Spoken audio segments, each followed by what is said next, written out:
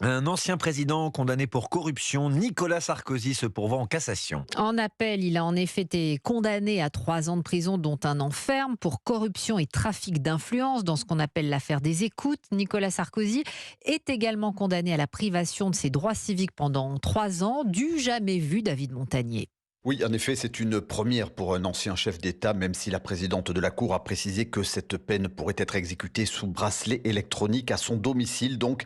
Mais ça ne sera pas le cas dans les médias puisque Nicolas Sarkozy a décidé de se pourvoir en cassation, un recours qui suspend toutes les condamnations. L'ancien président est donc prêt à continuer la bataille judiciaire. Écoutez son avocate, maître Jacqueline Lafont, tout à l'heure au micro de Laurence Ferrari sur Europe 1. Je pense que cette décision fait fi de tous les problèmes de droit qui se posent dans cette affaire. Nous considérons que dans ce dossier-là, il y a eu une condamnation très sévère pour des faits qui sont contestés et qui ne reposent sur aucune preuve, mais exclusivement sur des bribes de conversation entre un avocat et son client, ce qui pose un problème fondamental. La présidente s'est exprimée avec des mots particulièrement durs à l'encontre de Nicolas Sarkozy, atteinte à l'état de droit, à la confiance publique, arrangements occultes, des faits d'une gravité extrême qui méritent une réponse pénale ferme, selon les mots de la présidente. Le recours en cassation ne sera pas examiné avant plusieurs mois, voire 1 an.